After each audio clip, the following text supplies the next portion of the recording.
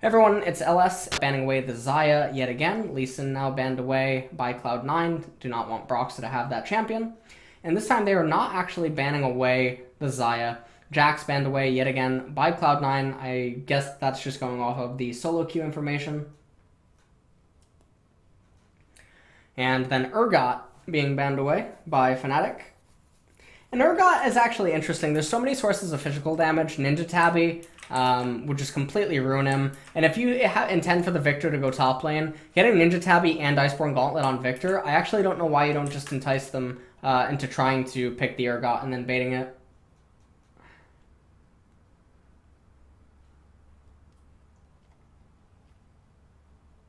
Xayah finally locked in because she's not banned. And then Broxah going for that world skin, telling his team that he wants the Rek'Sai. Now, Rek'Sai is actually a very bad champion pick here. So after all the champions are picked and locked in, I will talk about the team compositions yet again.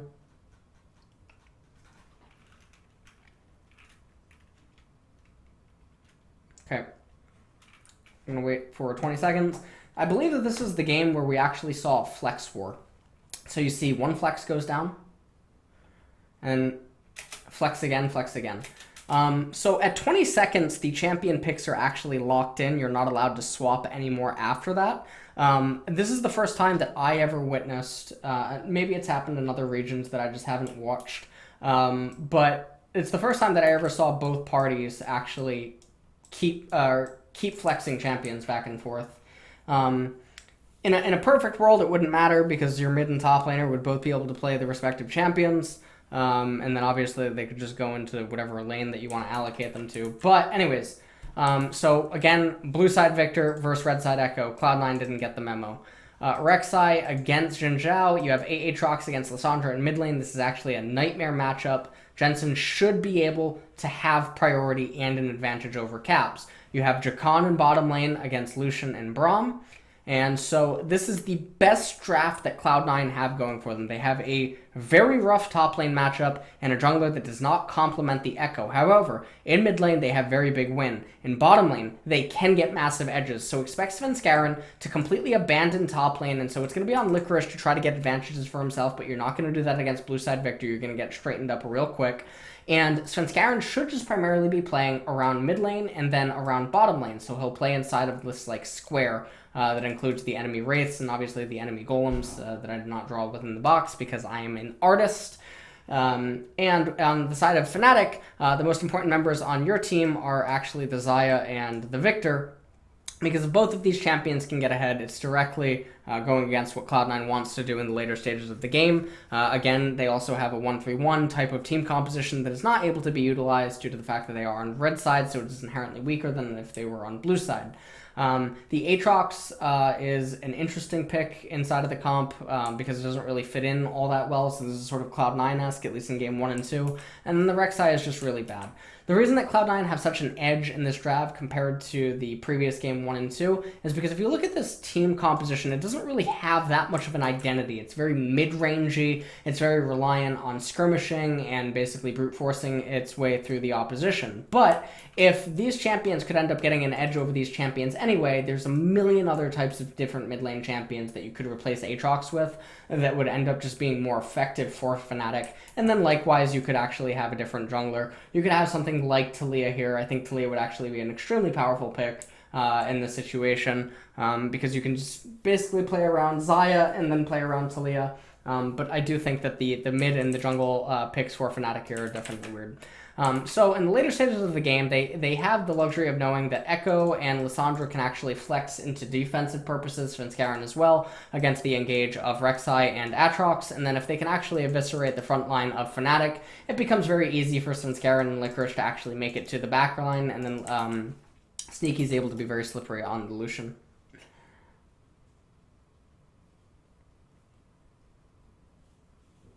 Yeah, Xin does beat Taliyah really hard, but you can if you change the Xin beats Taliyah in the isolated 1v1, yes, but because you know that you're going to be playing mid and bottom centric because of the way that the opposing team's draft is set up, you can then play, obviously, with your Wraiths and your Golems. You can play a very defensive type of Taliyah. Your mid lane is likely going to get run over. Taliyah will scale up, and Taliyah can actually be under a lot of pressure. But as long as you're willing to do that and waver the type of disadvantages, if Bwipo gets ahead and then Reckless gets ahead, it'll end up balancing out.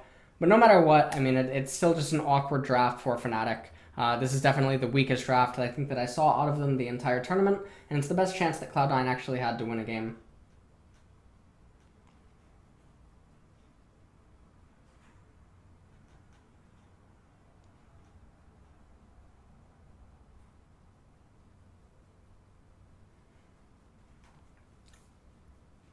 So again, this is match point for Cloud9. Very surprised that we actually did not see any subs by either party. These trades are really, really bad.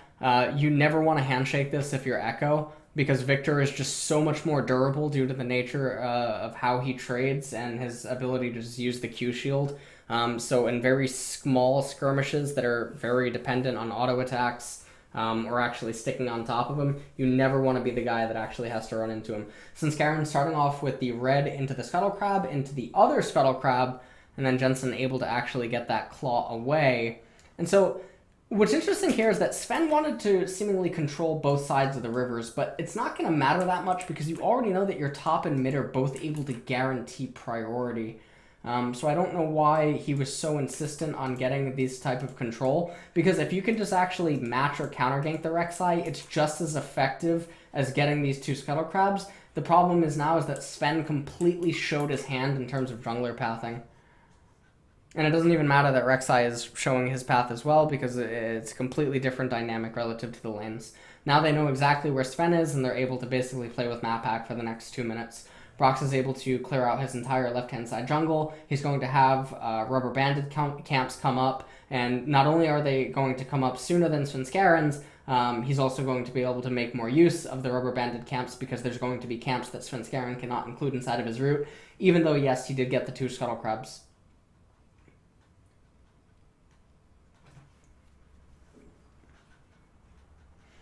Sneaky making a very, very bizarre play right there, ends up getting killed by Reckless, and this is not what you can have happen. Again, Cloud9, their team composition has to accelerate, has to get ahead. You cannot go into mid-game and late game on even footing with this Cloud9 team comp. The one fallback that they do have is that if the game is on even footing and Broxette and Caps get a little bit too reckless and too aggressive, then they do have defensive Braum ultimate. They do have the fact that they can proc Braum's passive very quickly. They have Lissandra ultimate. They have Echo's parallel convergence type thing. Is that the name of it? Now Cloud9 trying to force plays around mid lane. This is very, very awkward that Jensen's not able... in game number 1, he was actually doing quite a good job, but in this game, it seems like he's actually having more difficulty in what should normally be a pretty easy matchup for him. They end up using the exhaust on Zeyzal, and they only get Caps' ult. And right now, what they're trying to do is they're trying to pressure Caps off the turret. They want to zone him out of all of these minions, and if they can do so, it's almost like actually denying him a kill. It's effectively killing him. So you can see that Brox is actually in close proximity. They want to do something to Caps, but he has the flash available. And now this ends up being very, very bad for Cloud9, because they're sharing XP on 3 members, and they're also sharing XP on one of the primary carries that is direct... it's a direct way of stopping Fnatic's mid and late game, and that's not the carry that you want to stunt. If they were stunting, say, Sneaky in this type of a situation, it's less impactful than if Licorice or Jensen was getting stunted.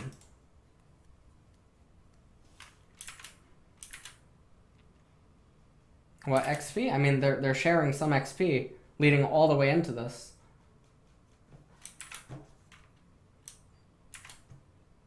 They share XP during the whole thing. What do you... Stop, Twitch chat.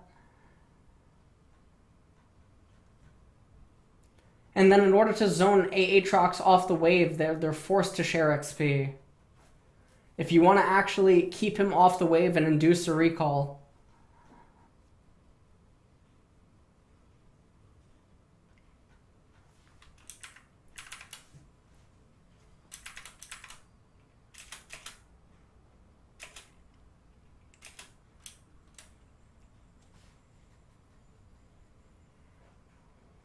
They share 2 minions. That's still really bad.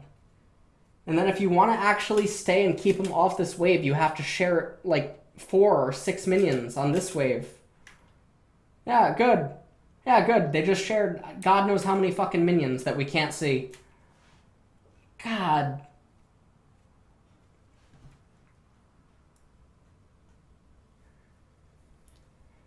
Licorice did not learn from game number 1. The lane state is constantly being kept in this position, and this is not something that you can have happen. This is exactly what Victor wants.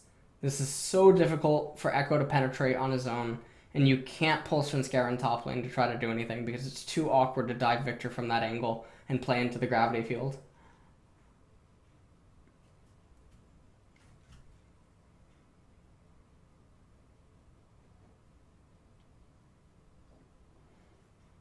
So the advantages that Cloud9 should have been accruing in mid lane are not being found. Jensen tries to chase down Caps for a little bit of poke. He almost has his ultimate back up again. Share a little bit of XP, I think, right there yet again. And all the lanes for Cloud9 are not doing what the team comp needs to have happen. And this is just really, really unfortunate. Licorice ends up going down right there. And then we're going to see Bwipo and Broxa shove the wave in one more time. And the reason that you want to shove the wave in one more time is even though Echo doesn't have teleport available, you don't know where Svenskeren is. That doesn't matter as much as just making sure that all of this happens very clean. You crash this wave into the turret, these minions meet these minions and start the pile up. By the time Echo ends up getting back to the lane, and then the lane gets back into Bwipo, it's going to be about 2.5 minions that, or 2.5 minion waves that Bwipo has access to again execute the same exact type of a freeze that he's been doing to Licorice all game long. Now, another thing that they could end up doing is off of this recall with Victor, you could acknowledge that Echo still doesn't have TP. You don't have TP either, but you did just get waves over Echo that he didn't get. And yes, you even shared some of it with Brock, so that's fine. But what you could do is you could recall the Victor, and then you could path immediately down into the Dragon, because your mid laner is going to get priority, and your bottom lane is able to get priority, and you can get the Infernal Drake. And you have to ask yourself, you know, is that trade-off worth for giving Echo back some sort of control and utility up in top lane? Like, if Victor is just running to... If Victor is right here, when Xayah and friends are right here, okay? And then Aatrox probably plays out the lane differently leading up. So this is like there's a lot of variables, I guess, that you have to entertain here. So right here, Broxa would not go down to the blue. Broxa would recall with Victor. So Victor and Broxa would get to here at around the same time. Aatrox would shove in this wave immediately and start recall. He would not go forward. He would not do the stuff with Jensen. He would just run into the brush and start the recall. This is all fine. Everyone goes over to the Infernal at basically the same time. By the time Echo gets back into top lane, it's already too late, because Fnatic has priority on the Infernal. As they get the Infernal, Cloud9 has to be wary, because Bwipo is obviously in close proximity to bottom, coming fresh off of a recall. So depending on what the bottom lane state is, then something can end up happening, but this is obviously dependent on how Sneaky and Zayl choose to play stuff out. But it ends up depriving Cloud9 of an Infernal Drake. It ends up playing into Fnatic's ability to just scale up.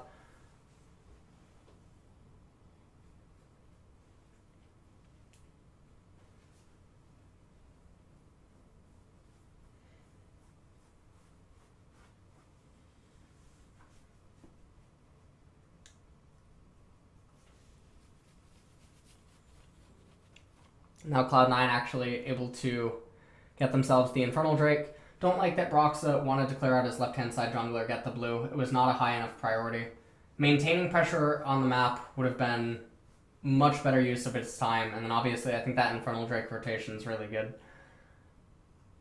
Licorice taking the ultimate, but Bwipo clearing the wave with that Chaos Storm and keeping the pressure up. They know exactly where Svenskeren is right now, so Bwipo knows that he has complete freedom.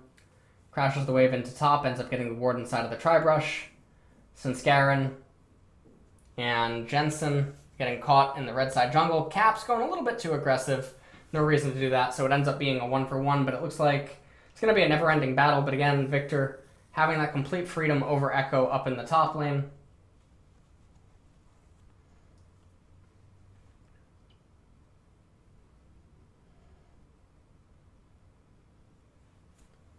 Cloud9 was a little bit of a disrespectful recall. Zeyzal almost ends up dying. Guardian gets popped. They also end up using Summoners. So not a very good situation, especially because the tempo on the recall is really bad now. Reckless and Hylissang. Looks like Hylissang is just recalling. Reckless does not go with him. He backs up out of vision. This is really, really good play out of the bottom lane of Fnatic. And Cloud9 are likely trying to, or they're going to have to start getting desperate if they want to get back into the game. The Infernal Drake is definitely helping them out quite a lot. But the advantages that they should have had in mid are absent. Their top laner is losing, and this is a really big problem because it means that one of the alternate types of win conditions that maybe they could have hoped for, which is some sort of a wonky split push, will not be available to them. Svenskeren pathing down into bottom, not getting a lot of farm right now. He's not being able to farm his camps. He's not able to hand off the blue onto Lissandra right on time.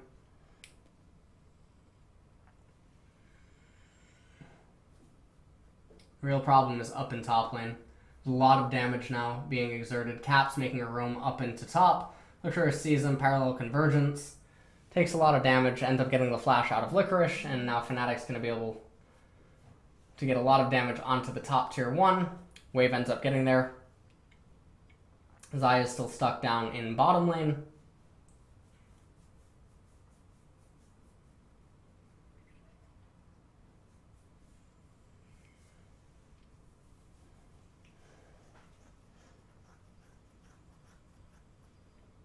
Trades happening do not benefit Cloud9. And now Cloud9 getting a little bit emotional in River.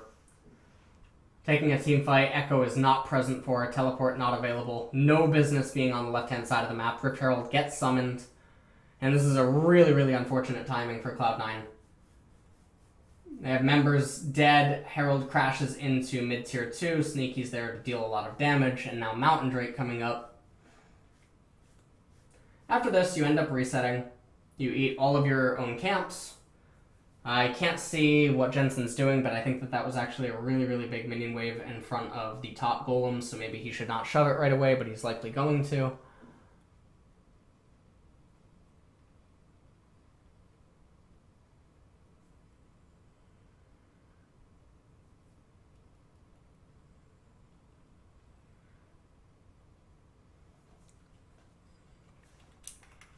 All right, now let's look at Fnatic's lane allocations.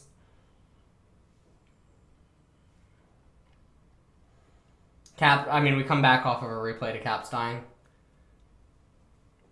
Cloud9 up in top lane trying to raise the mid-tier 1 turret, getting as much gold as they possibly can. The gold is even at the top, but they do have the Infernal Drake. I would say that Cloud9 is slightly ahead at this point in the game. Now, this is a very stupid fight. So you can see here that if you ask yourself the question, what does Cloud9 want and need to happen? They need Fnatic to fight them while they're temporarily ahead. And if they can do that, they can generate more gold advantage, and they can hopefully convert it into either another Infernal Drake capture or ultimately, just do Baron. Fnatic take this fight, almost end up killing Snaky, but not quite. And then there's, Caps is in top lane. He's preoccupied underneath the turret. You were down teleport advantages. Bwipo's not able to help out. There's no neutral objective. There's no Herald. There's no Baron. There's no Dragon. There is zero fucking reason for Fnatic to be handshaking anything. And even if the argument is like, oh, well, they almost got sneaky. They shouldn't have been looking to get sneaky. This is the exact way that Afrika lost to Cloud9. And it's so sickening to see Cloud9 keep having this situation occur where they're in these nightmare scenarios where the enemy team has to make completely horrific decisions in order for Cloud9 to have a chance, and then it happens again and again.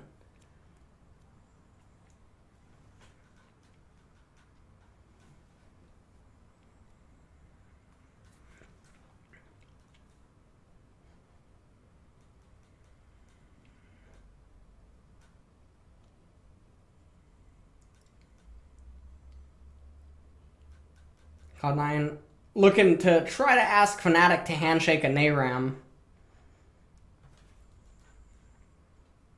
And Fnatic did handshake a Nayram slightly. which is not what they should have been wanting to do. And I don't know why teams keep doing this. And you know what? To all you people in chat right now that they read Loco's tweet about like the meta shift or you talk about a fast-paced meta, there is zero fucking reason, zero, why Fnatic needs to agree to any fight. Zero. Fucking. This has nothing to do with the meta, nothing to do with champion picks. It has to do with Fnatic not recognizing that Cloud9 is going to... Cloud9's team comp is terminally ill. It is going to die if you just let the game slow down and let Fnatic scale. There's nothing to fight for on the map. There's no vision to fight for. It doesn't matter if you don't have vision because you know where they can be. You know where they can be, you know where they can't be. It's all that you have to play around. It doesn't matter about Fog of War. And no, Cloud9 cannot just do Baron.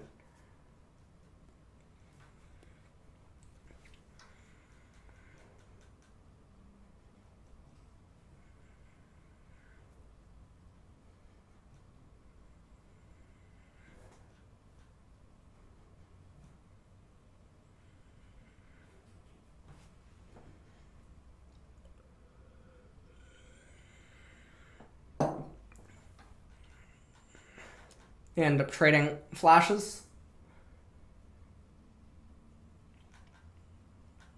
Licorice ends up using his ult. Some trades going down. Bwipo takes the blast cone over. Looks like they're bringing down Zeyzal and Sneaky to try to kill Bwipo here.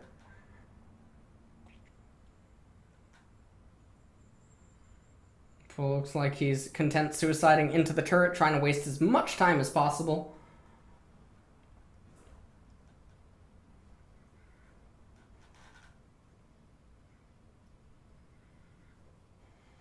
Licorice trying to shove in bottom lane and then get a recall off. Infernal Drake is up on the map. So Infernal Drake is respawning. Licorice does not have teleport.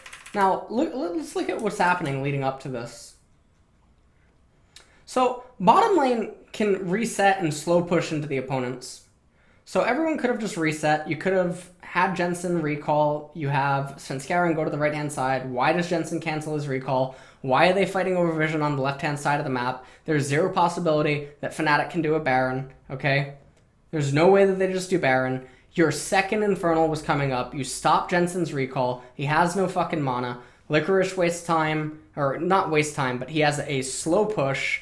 Now you're completely out of position. Fnatic get this dream fight because you have no business being in the first place because you can't even spell macro.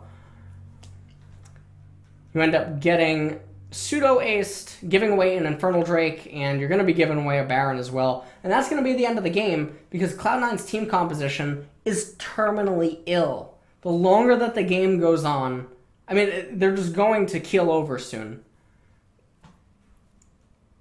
So reliant on maintaining its advantages, and Cloud9 just completely botch macro decisions and their timing on their tempos and their recalls. The Nacro. I have no idea why Jensen canceled recall. I have no idea why Svenskeren wasn't just on the right-hand side of the map. I have no idea why they wanted to get or be having any business on the left-hand side. I don't know why Licorice took so long to recall. You could have had a slow push that would have directly synergized with your capture of an Infernal Drake that you could have immediately just converted into going down into the bottom right-hand side of the map. Now we're having a semi-bloody fight. Looks like Jensen gets caps very low, but obviously not going to kill him and grant Aatrox the Resurrect. Mid tier 3 turret ends up being raised, and then it looks like bottom tier 1 is going to be the next focus for Fnatic. After you do that, you can just recall, and a slow push will come back into via bottom lane.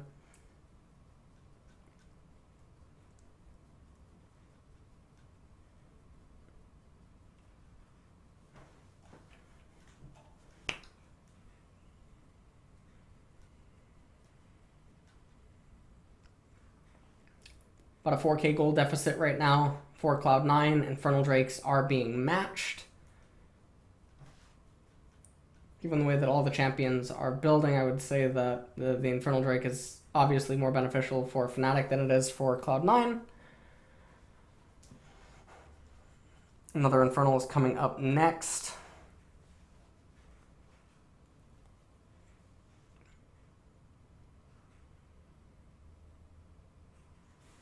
And so now, if you're Fnatic, you can take the game slow until the next Infernal Drake. Victor is going to crash that wave down into bottom. It's going to be answered by Licorice. That's fine.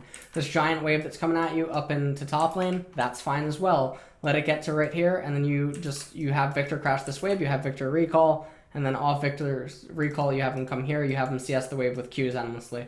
You move Aatrox into mid lane, and then you push him down into bottom to eat the wave that Echo's going to crash back into you, and also eat the wave that is going to come out of the Nexus next.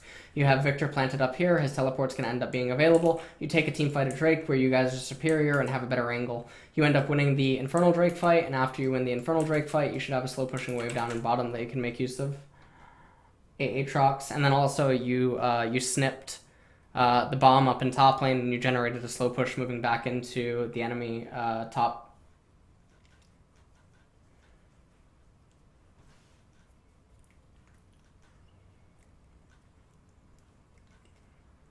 Cloud9 getting a little bit desperate, going very aggressive, and that was almost a beautiful knockup by Caps, but it just doesn't matter. Cloud9 too far behind. Their team composition is not one that wants to be diving into the opponents in that type of an angle or that type of terrain. If they can get good flanks, if they can get direct access to the backline, if they can actually threaten the opponent, that's good. What they ideally want to do, though, is to try to induce Broxah and Caps into coming into them and then using their kits defensively to completely just blow up the front line of Fnatic and then pick away at the back line of Fnatic inside of a very skirmish scattered fight.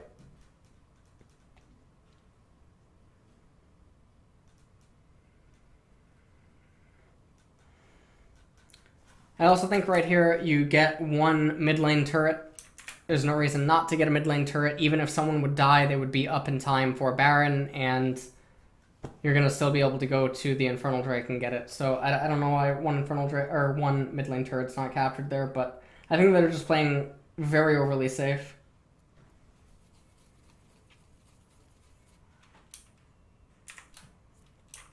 They get the Infernal Drake. Riot Games production company already knows that this game is over. I think the production team is from North America. They've already left the fucking building. They can't be bothered to change out the fourth Infernal Drake. Take a look at this again. Caps chasing down Licorice on that Echo. Broxah there to accompany him. This is really good shadowing by Broxah, and then ultimately a nice kill set up by Caps. So with Licorice being dead now, they can take the 5v4 in Baron.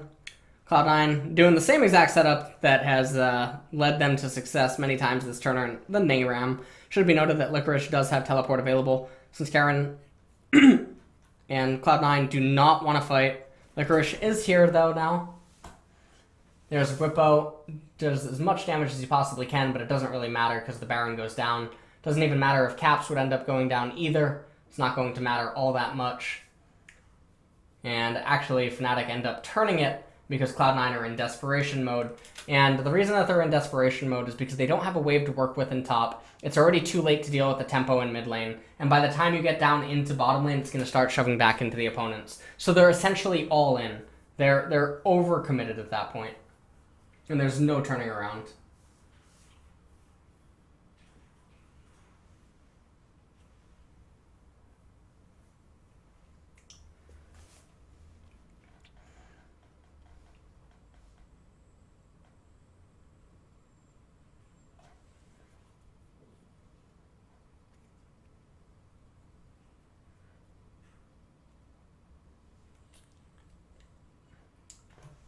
So now at this point, all that you really need to do with mid inhibitor being down and being up almost 10,000 gold with the double Infernal Drake and the Baron, you can just do 113 into 005. 113 into 005 would be completely fine. Aatrox escorts this wave up into top. Make sure that you pulsate all three lanes evenly, which they are not doing. They are not pulsating all three evenly. This is actually a really big problem that teams have, is they don't know how to pulsate all three. And it can actually lead to resistances. We see this in the LCK quite often. I also did a video with Croissant, I think about 2 years ago or something, or a year and a half ago. It was TSM versus G2. and I talked about why something that was heralded as a very good macro play was not a macro play. Teams fuck this up all the time, demonetized. This could be a problem. In this case, it won't be. The advantages for Fnatic are way too clear cut, and it's just way too overwhelming for anything that Cloud9 can handle. It doesn't change the fact that you should be doing it, because it diminishes and reduces any chance of something going wrong. In this case, Licorice has no armor, so Caps let him know what's good.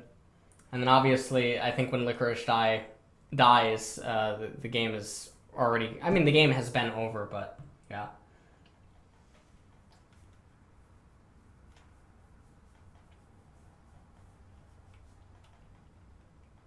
And that is going to be the end of the game. So, talking about the skill level that Fnatic showed in this series, there was still some questionable stuff. There was still some impatience. I do not think that Caps was super phenomenal. And what I mean by that is I did not see his gameplay as something that would challenge Rookie. And so if you remember how IG lost to Fnatic in the group stages, Jackie Love was boosted, Ning was drunk. So with that being said, and I watched the IG versus KT games, I think that it's very scary for Fnatic going into the finals. I think that IG will win finals, as sad as that is to say, because obviously I would really like to have Fnatic win. But I think that Rookie is still going to prove to be such a dominant force, and I think that Ning, some of the things that happened in their previous series, Ning faltered mechanically. It's been a while since that series between Fnatic and IG. So I think that Fnatic's play in this series against Cloud9 wasn't quite good enough to convince me. It's still very clean. It's still very good. They still operate well together. They're very synergistic. I just don't think it's enough to actually overcome the oppression that I think IG is able to exert. So that's it for this